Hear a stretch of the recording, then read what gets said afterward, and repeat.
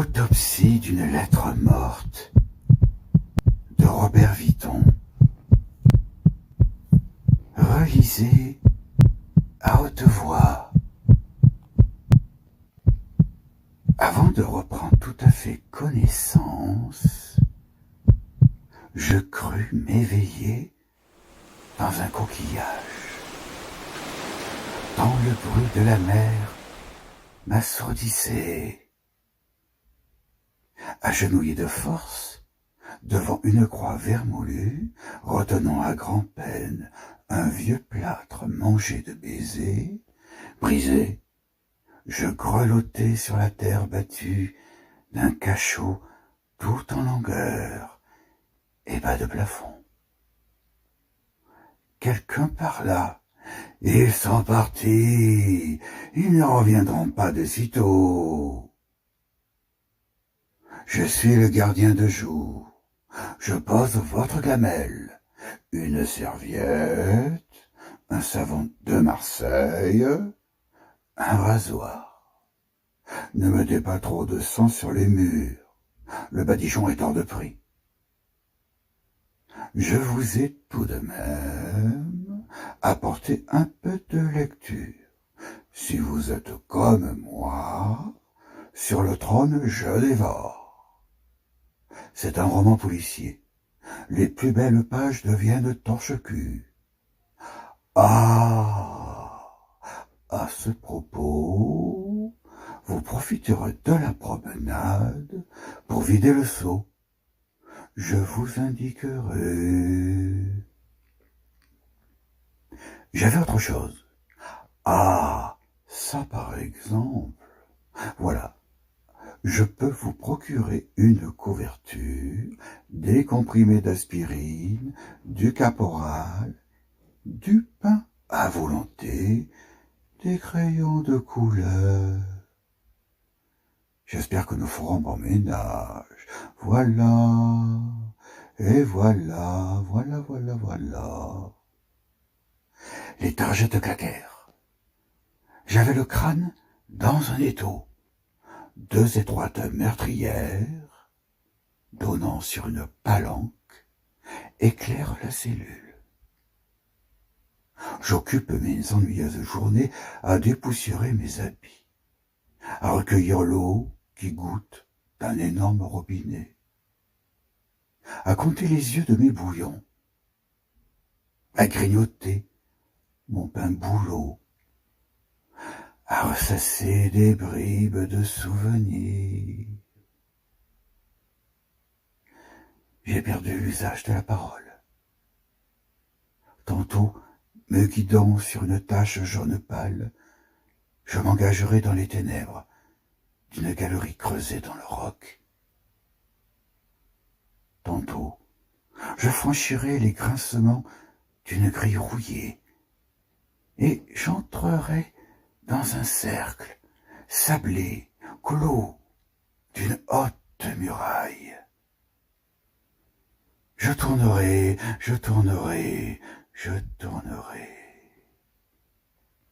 Au moment où je m'évaderai, le gardien surgira de son retrait et, la main crispée sur son arme, ou les bras au ciel, m'infligera sa rengaine. Je vous coupe, vous n'avez besoin de rien, nous sommes là.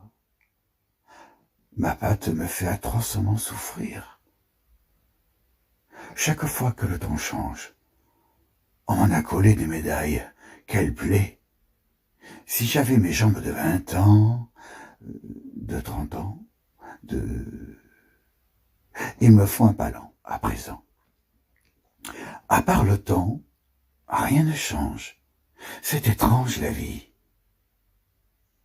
J'ai eu 3 compagnons.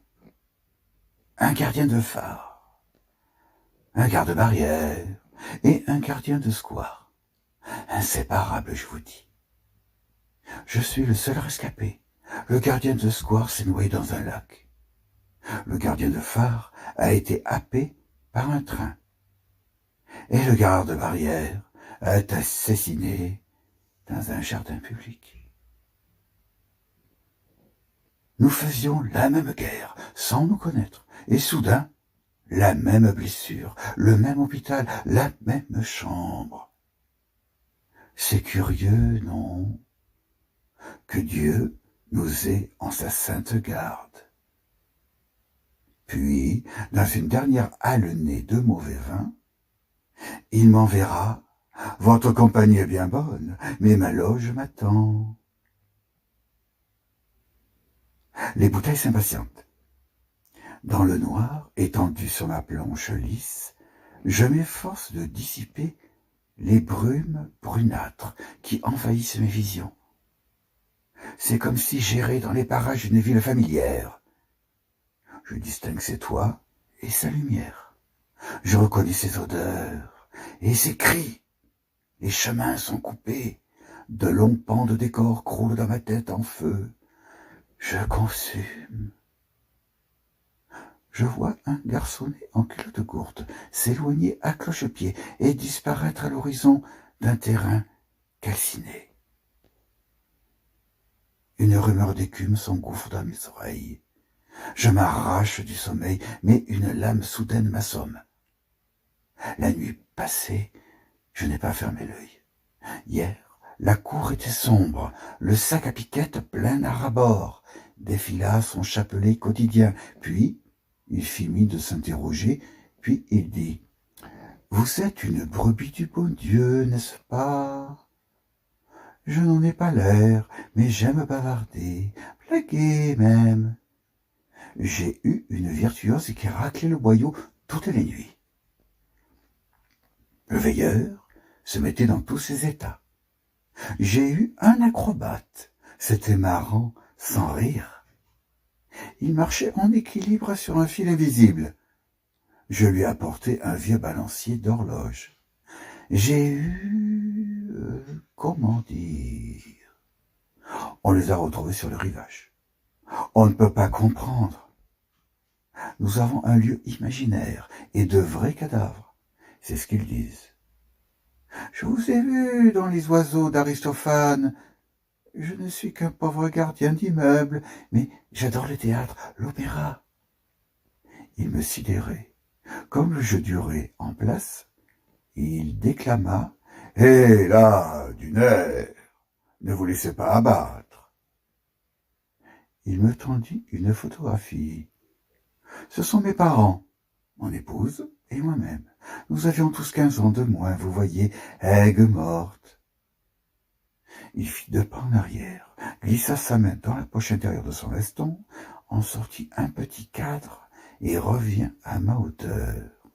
Ses traits s'adoucirent à tel point que j'avais devant moi l'homme de la photographie. Il me présenta le rectangle en bois verni et balbutia « C'est mademoiselle !» La photo est récente. Les geôliers ont toujours une fille. Vous voyez, aiguë morte. Un coup de tonnerre fracassa son enjouement. Il reprit la peau et la voix de son âge. « Où sont les saisons de mon temps? Le mois de mai, c'était le mois de mai. Ah, les chapeaux de paille, les espadrilles, les ventrées de cerises. On traversait les champs, les jardins. Aujourd'hui, tout le monde se barricade. Les gens sont méchants et paresseux, comme un ronces. Les plages n'étaient pas infestées de sans-travail, d'hurluberlus, de malpropres, de... Comme on dit, c'est l'époque qui veut ça. À la moindre incartade, savez-vous, on nous incendiait, on nous chantait Manon. Sans ma jambe estropiée, j'aurais pu devenir quelqu'un. Coquin de sort. Ses maigres mains ridées priaient, menaçaient, voltigeaient, s'offraient. Ses yeux foncés s'agrandissaient, s'étonnaient, s'éteignaient, se crevaient. Sa bouche s'arrondissait, se distordait, s'apaisait, se taisait. Je n'entendais plus qu'un chuchotis. J'étais loin. De but en blanc, je haletais dans mon oubliette, allongé sur mon étagère, le front ceint d'un chiffon empestant le vinaigre. Posé sur le casier à bouteilles qui me sert de table de chevet et de siège, la torche électrique se mourait. Quelques paroles vinrent de l'obscurité. Dites-vous que c'est un mauvais rêve. Maintenant, il faut que je m'en aille. C'est l'heure de la relève. J'oubliais pour la promenade. Demain, vous resterez dans votre garçonnière. En compensation, vous aurez du vin. Quand je vis sa trogne maussade, j'ai compris qu'il se penchait sur mon cercueil. Il s'agriffa à mes épaules et, trébuchant sur les mots, il dit « Les morts ont toujours raison. Les haltes-là, les qui-vivent. S'ils n'en tenaient qu'à moi, on vous fait miroiter. Avec ou sans béquille, on colpine. Les retours de manivelle. On avale nos douleurs. On ne m'ôtera pas ça de l'idée. Vous collectionnez les tubes d'aspirine. Ma femme et ma fille, elles, amassent des images pieuses. C'est une maladie comme une autre. J'ai une famille, j'y vais. Adieu. La petite porte ferrée gémit lentement. J'étais dans un épais nuage de suie. En cette fin d'après-midi, je m'applique à serrer le plus possible mon écriture, tout en sachant que je vis mes derniers instants. Sous peu, la mer me roulera sur une grève. Les journaux publieront mon histoire. Les miens mettront un nom sur ma tombe. Ça me revient. Lorsqu'ils m'ont pris dans leur filet, j'étais assis sur la ridelle d'une charrette, tirée par... Je portais un grand bec et des moignons d'ailes. Ça me revient. Je traversais un pays nu.